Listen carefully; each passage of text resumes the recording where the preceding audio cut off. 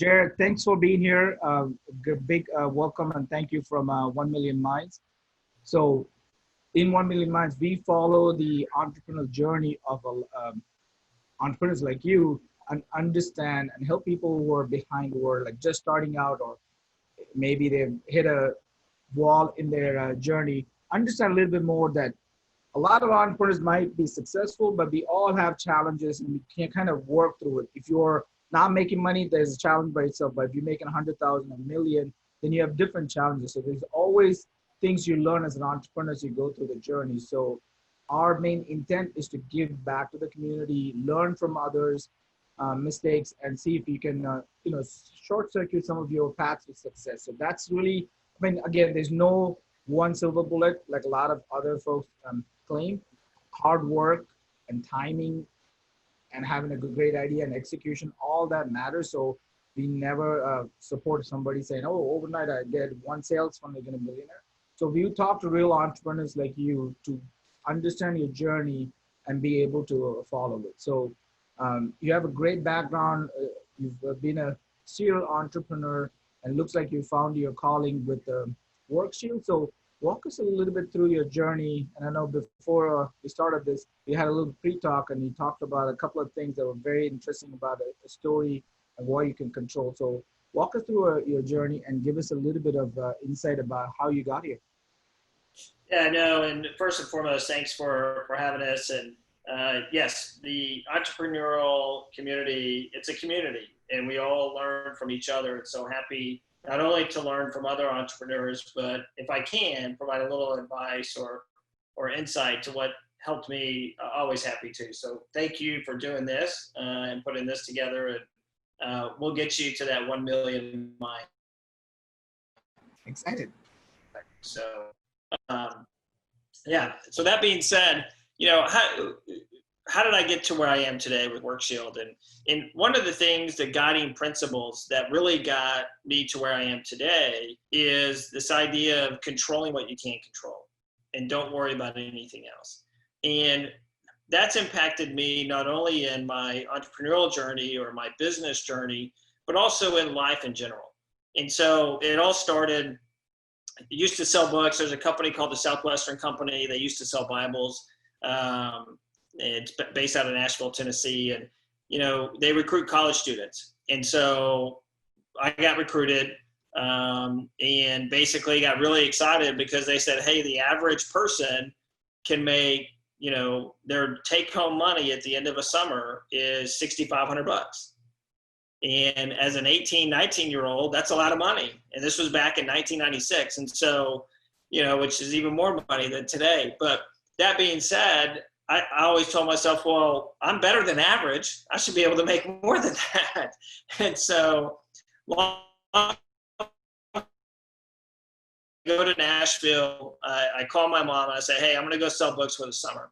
And so had no idea what I was doing, but I knew I was just excited because I could, at the time, control my own destiny from that perspective. And so went through the whole selling books and went to Arkansas, knocked on a door to find my place to live. I still talk to them today, Penny and Grant Smith. It was in Russellville, Arkansas. And but that being said, when I sold books, and I did it for 3 summers, the number one principle they taught you was control what you can control. And at that point, it was how many doors can I knock on? How early can I wake up? When can I knock on my first door? What's my pitch going to be? And it's really law of averages. And I knew if I could control what I could control, I would be successful. And so you take that as an 18, 19-year-old, and it has a profound impact on you, especially for the rest of your life. And so I went back the next summer, recruited my twin brother to come in and mention, growing up, he's 6'4", a lot bigger than I am. He's the Schwarzenegger. I'm the DeVito, just like Twins, the movie. So recruited him a second summer. He did well, but it was still that same principle of control what you can't control, and then went back for a third summer. And so with that principle in mind, fast forward, I'm a lawyer by trade, or as I often say, I'm a recovering lawyer. And so through that process, I've always taken this idea of controlling what you can't control.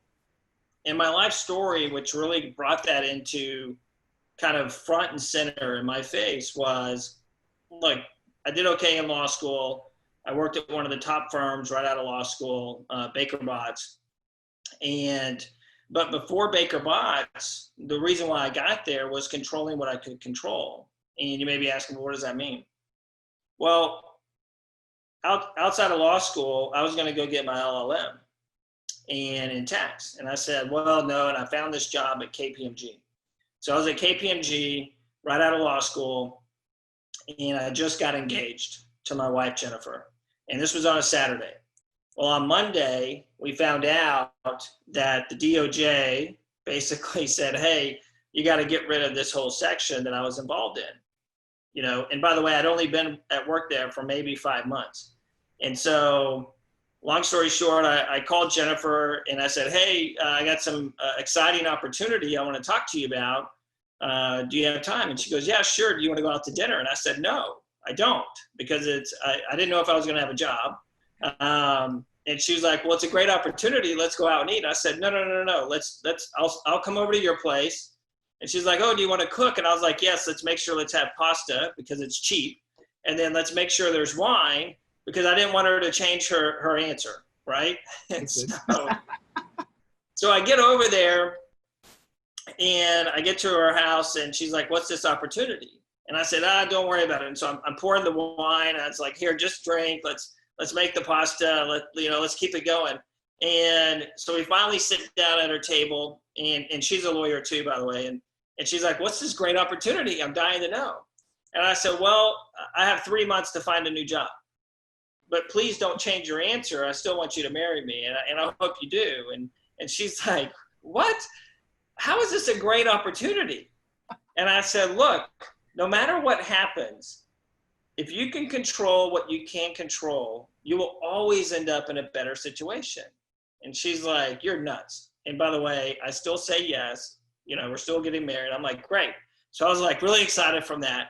Well, I kid you not, I started controlling what I could control. In less than a month and a half, I had another job making 3 times what I was making at that point. Worked for Baker Botts and went back, and she's like, huh, that was interesting. I was like, yeah, I controlled what I could control, which was don't worry about what everybody else is doing, but I could control knocking on doors, knocking on companies, knocking on saying, hey, I'm a great lawyer. Let me see if I can come work for you. So fast forward, a few more years, we get married. We moved down to Houston. I get recruited to go work for another firm down in Houston. It was right when the recession happened. And so that being said, I'm down in Houston for literally 6 months, and the legal profession is always the last one to get hit. And the partner comes in, and as you know, the economy is not doing very well. And I was like, yes, I know that. And he goes, well, you're the last one in and the first one out. And I was like, okay, well, that's a great opportunity. And he goes, what? I was like, yeah, don't worry about it. I'm going to control what I can't control, and it'll be okay. And he goes, well, let me see if I can get you maybe like a couple of months. You can come in.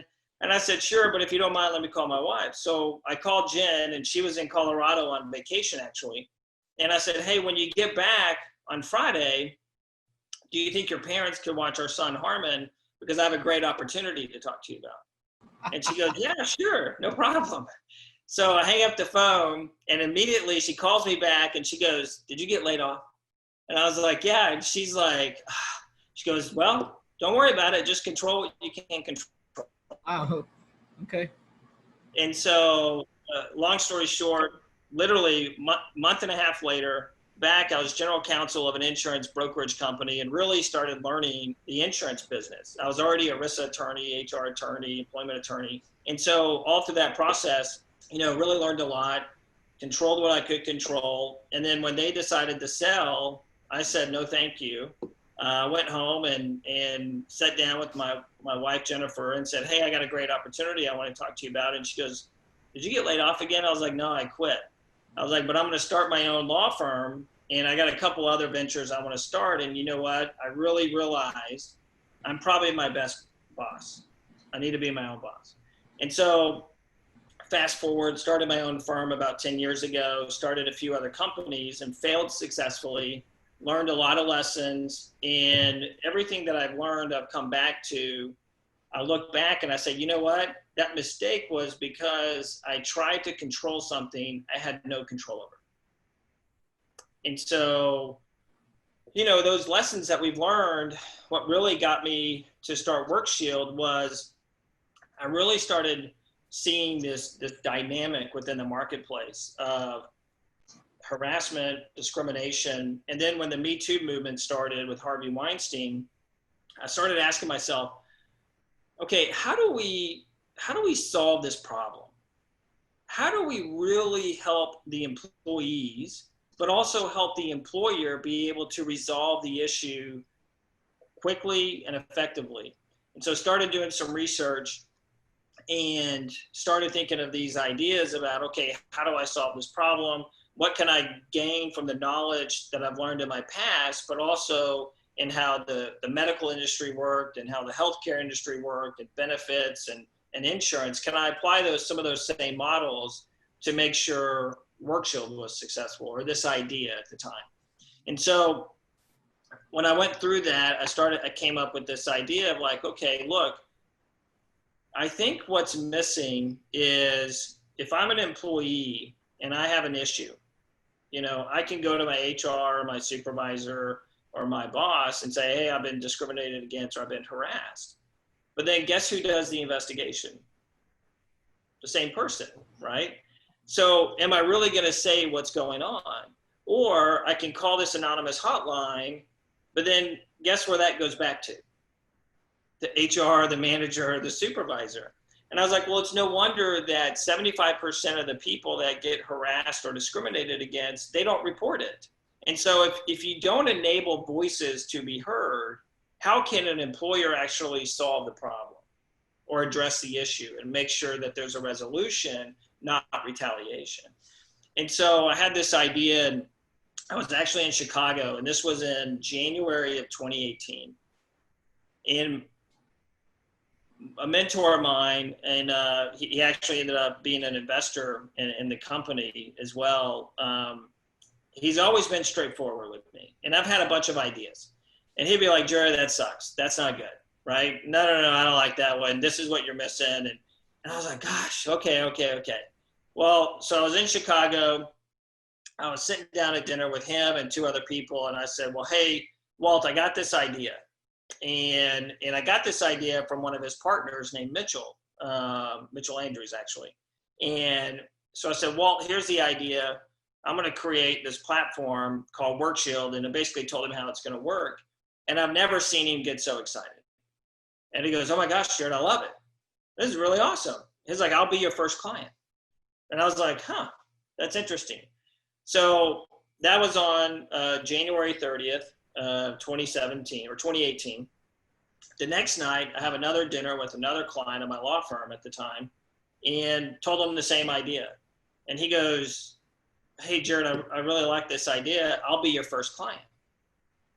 And so I flew home the next day, walked in the door and told Jennifer, and I'm like, hey, I got this idea. It's called WorkShield. Don't worry about it. I'll set it up. I'll run it. But I think we're on to something. And so almost 2.5 years later, we got about 7 employees almost. We're about to hire another one. We finished our capital raise. We got thousands of employees on our platform, and we're really helping employers solve this harassment and discrimination issue across the country by allowing employees' voices to be heard, but also at the same time they're heard. WorkShield, we actually do the investigation. It's not the company, it's not HR, it's not the supervisor, and we actually bring that prompt resolution all within 5 days. And so I think it's resonated well with our clients, with the employers that are out there, and it all comes back to controlling what we can't control. So it's awesome. That is a great story. So there's so much in there. So I'm trying to tease out some of the lessons learned, right? So to me, I'm going to actually label this control what you can control, the whole video, so that because it's important that people, is a great lesson that you're teaching. So I have a couple of things. So one of the things that you said is a lot of entrepreneurs struggle with this concept. So I know you early on said it when you got your brother to help, because we are, I shouldn't say we generalizing, but I've talked to thousands of entrepreneurs. It's our baby, right? We never want to get, you don't think anybody else is going to do it as well as you. So they keep control of everything and then become the bottleneck to the whole business moving forward. So Yeah. you getting a brother or me hiring a VA or getting a partner or somebody part-time just to move it forward takes such a load off of you, first of all. Second is actually you can focus on the business than, let's say, making a Facebook post. Maybe you have to do it, but all I'm saying is if you have to do everything, you don't have a business. You are exchanging time for money. If you want to run a business, you have to start hiring people, trusting people, and delegating. That's one thing, right? And I think a common thread for all entrepreneurs also is we like to be our own boss. So when you come to the realization, I think that's when a lot of people make the transition. But a few things I wanted you a little bit is you found a problem to solve, right? There was a couple of things that were underlined. Ideas are great, but just an idea by itself is worthless without execution. And even execution is great, then you need a team. But all this doesn't matter if you don't get the timing right. So what I mean by that is, let's just say we can take Google, YouTube, we can take almost any business. And you say, if that business was released 20 years ago, would it work? The answer most probably is no, because they hit a trend. The infrastructure was right for us to be able to watch videos on our phones. And that's when YouTube became popular, right? So a couple of things you said jumped out. There was trends with the Me Too movement. You were solving a problem, but there's always a, so that's the main thing that you were able to pick up on, and you were able to solve a very key problem it has. I've been involved in corporate. I've been a leader in corporate America, so I had to deal with a lot of these cases. But you're absolutely right. It's kind of a self-defeating purpose the way it's set up. But also there's a lot of resistance to change, right? So when you talk to these folks and validate the market, is business as usual is not a problem. Why do we need this? How did you get over that hump of validating, or because of the timing was right, people are aware more that this is a problem we need to solve? How did that work out for you? You know, I was very fortunate enough to be able to know that the timing was really, really good.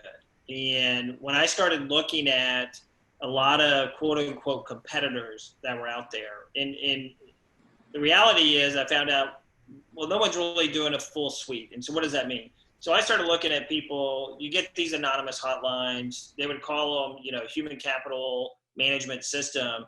But at the end of the day, or there would be an AI chatbot that says, hey, you know, come report your harassment or discrimination issue. But then guess what their last question was? Hey, you want to send this to the employer so they can investigate it? Well, no, of course not. That's why they're coming to you. And so, but at the same time, I also realized there's this idea that, you know, people don't want to connect in a human way anymore. Like, oh, well, if it's on the phone or texting or chatbotting, that's the way people want to go. And I don't disagree with that. But at the same time, when we're dealing with such a personal issue, so if I've been harassed or I've been discriminated against, I want someone to hear me. I want to be heard, right? And I can talk to a chatbot, I can put my complaint in on a portal, but who's going to actually listen to me? And do I, as an employee, do I really think my employer is going to listen to me? If you answer that question to most employees, they'll probably say, I don't know, maybe. And so there was this timing that was happening with Harvey Weinstein, with Me Too, with sexual harassment, and even now today with racism and discrimination. You know, the timing, we've been very fortunate. Our timing is really good, fortunately and unfortunately, you know, given where we are today. But I think employers started realizing, whoa, wait, there's no longer this sense of check the box compliance. We actually need to provide a solution. And so some people said, okay, well, let's just hire a diversity and inclusion officer. And maybe we'll send out a survey monkey and see how we're doing. But that doesn't work, right? What works is you actually have to say, if you have a problem, come tell us, and we're going to listen to you. And in fact, we're going to listen to you because we have a third party, and they're going to be responsible for it. and they're going to do the investigation, and they're going to make sure there's a prompt resolution. So let me ask you this. If you reported an issue and you had to wait on average 3 to 4 weeks before anything got resolved, what goes through your mind in those 3 to 4 weeks? It may be, does my employer really care about me? Do I know what I want to do? And so I started thinking about this and said, okay, we have to execute really well. We're going to provide a simple service with a simple solution, where we're going to execute the heck out of it. And that's why with WorkShield, when I was thinking about this and talking to all my friends and colleagues and advisors, our hyper-focused model gets everything resolved in less than 5 days. So that being said, it's this timing aspect, and then how I got over that little hump of, okay, people are resistant to change. That timing aspect helped because employers knew they had to come up with a solution, and they didn't know what to do, because their only solution they've known up until now is, oh, we have a hotline, which comes back to us, or this new solution. And so we're very fortunate, opportunity, timing, luck, if you want to call it that. And given my old experiences, I knew at that moment, we got to hit now. We got to strike while it's hot. And so we're very fortunate from that standpoint. Well, I hope that answers your question. No, that does. So that's what I'm trying to synthesize from that, right? Like so everything you do, you're learning, you're failing, or actually builds up to a point where you wouldn't have, if you didn't have your background, your law school, being working in HR, all that, you wouldn't have seen this opportunity until you had those background That's things, right. right? Like growing up to it. So yes, it might have been timing, but even if, like, I was in the same place, right? I've gone through the same thing. I didn't see the opportunity. You happen to see it because you could see the problem they're solving. Because it's, to me, the closest comparison is a lot of companies go through audit, right? Like a PwC or somebody else comes in and looks at the financial audit. We're all okay with that. So why wouldn't something like this? So it makes complete sense. And it actually, as an employee, I would love this, because there's always a fear of like basically somebody acting on a whistleblower is always a painful process. So this, and you hit the nail on the head, right? 5 days, because there's a lot of simmering, second guessing, bad things building up inside the employee's mind when this whole thing's going on, and it's not stopping with them. If you take 4 weeks, they're talking to 4 or 5 people and getting them all riled up. So it's not good for the company too. Not only mental health for the employee, as well as the company's overall morale. So what you're doing is absolutely solves the problem. And I think, so did you have to do, so one of the things that I do a lot is a lot of testing. So I say, hey, let's do this. But again, a lot of mine are online business. It's a little different. But did you have to go through various business models before you came up on the solution, or how did that work out? When I started thinking about how do we solve this problem, and I have 2 really good friends of mine, and one guy's named Travis Foster, and he and I work together at Baker Botts, and he's one of my best friends. And from a business standpoint, personal standpoint, and someone I respect his advice. And so I had this idea, and I said, hey, Travis, here, I got this idea.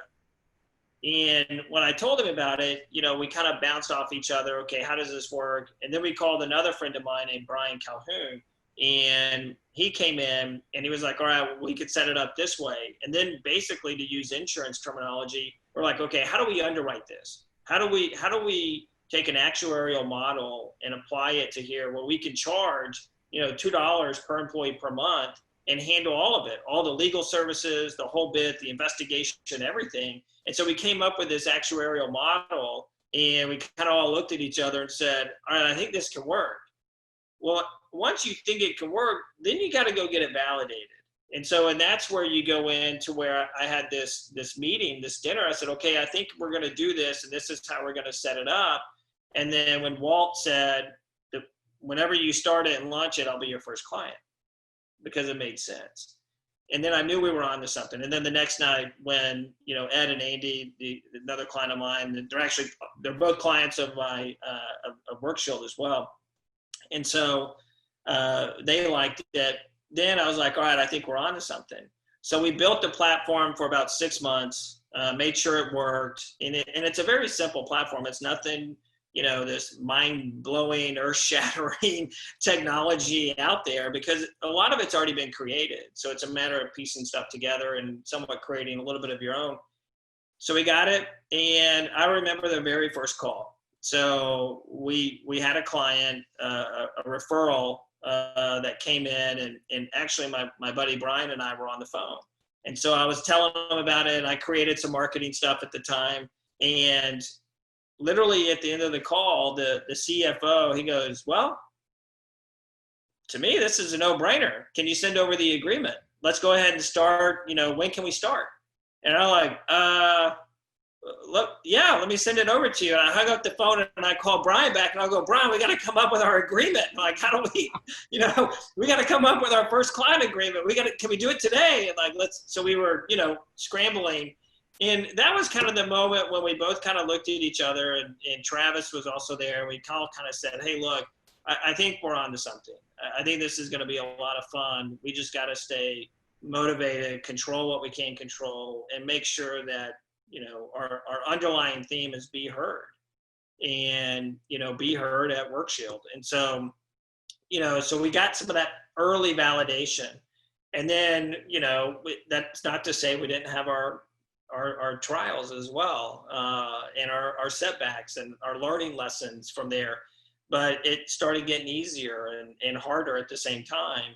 And then we got some more wins and W's. And, W's take care of a lot of things. Absolutely. And one of those things that I quickly realized as we started these early W's was I got to get the right team around us. And so we made sure that, hey, we need some help here. We need some help here. I can't do everything.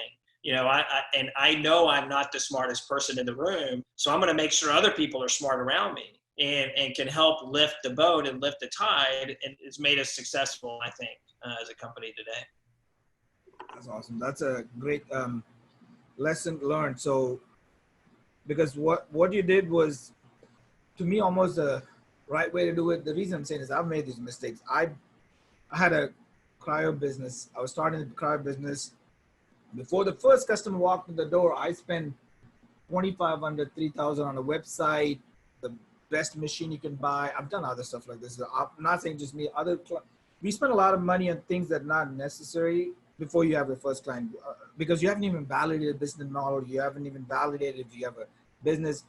So I think a lot of us, as soon as we have a business idea, we go running in one direction without really worrying about what the next step is. We go to step 9 when we make $1 million. I need to have a e-commerce account set up with being able to pay with PayPal.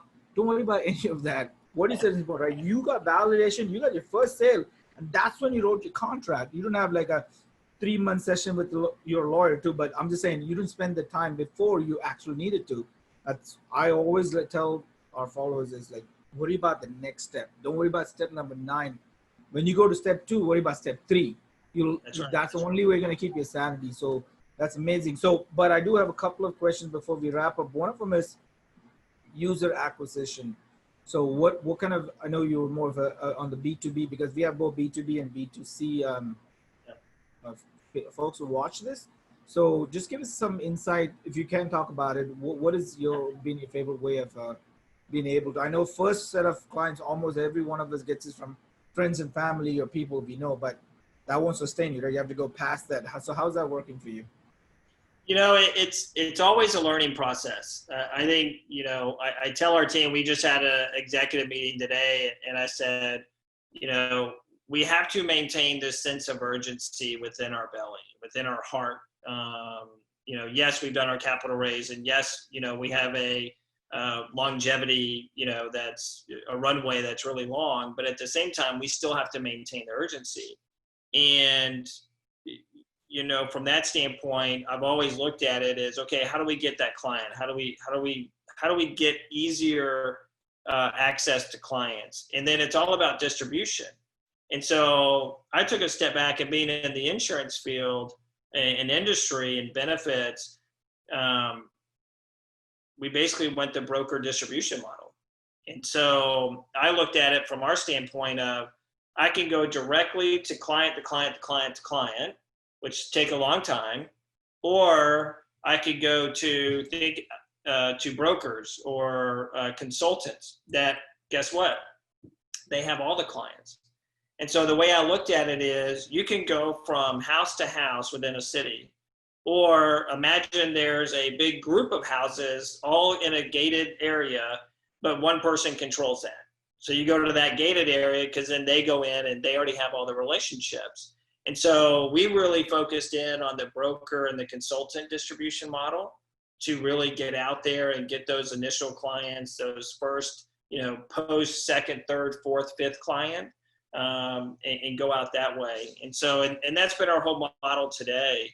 And so client acquisition, customer acquisition, our whole model is, yes, they are the end client. But if I go directly to a client, guess who they're going to bring in? Hey, consultant, broker, someone just pitched me this. Can you look at it?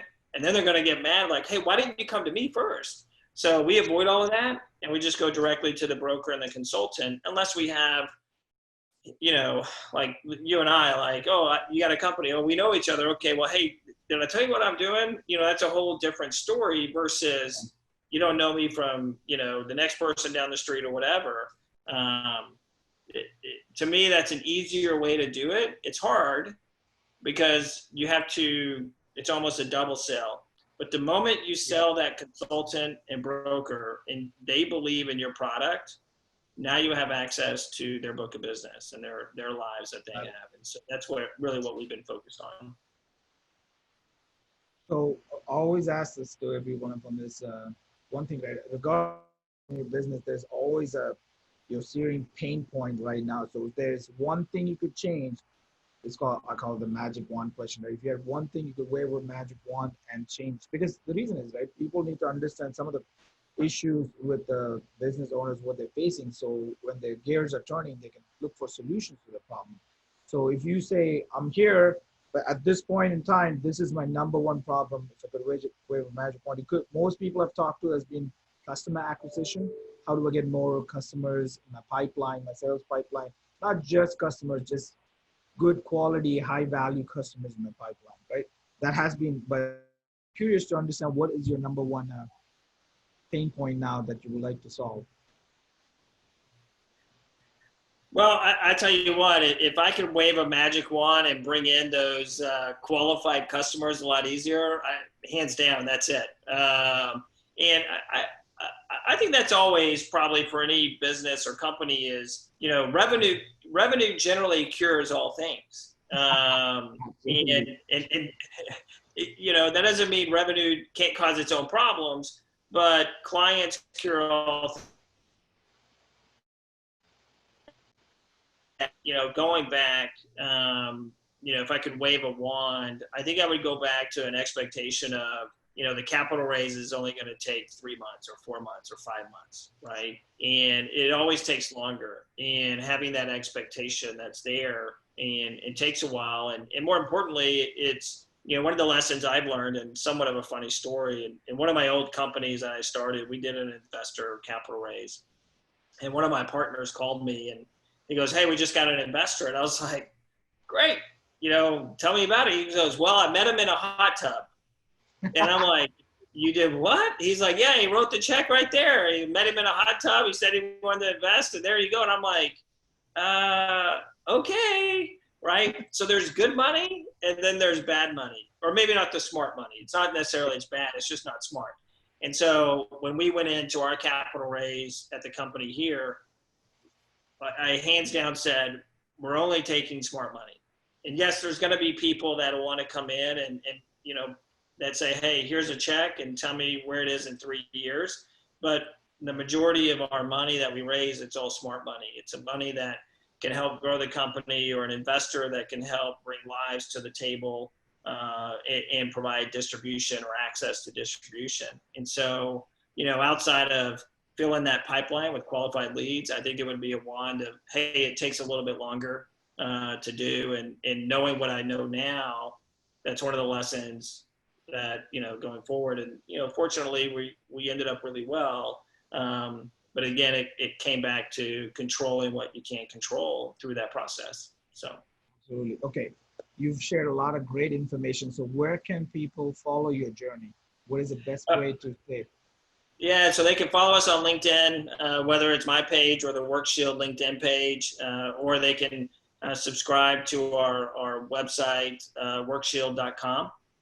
They can follow us there. And then, outside of that, those are the two easiest places. So, because we're a B2B, so LinkedIn and our website's great. And then, outside of doing stuff like this, and let's follow you and 1 Million Minds, and it's awesome. I'm excited to be a part of your journey. So Absolutely, I'm excited, and I really thank you for your time and sharing your knowledge. I know time is the most valuable commodity as you grow older, you realize, right? So I really appreciate you taking time to share your knowledge and your journey to help the other entrepreneurs who are listening to this. So thank you, and I hope to talk to you soon. yeah, look forward to talking to you too.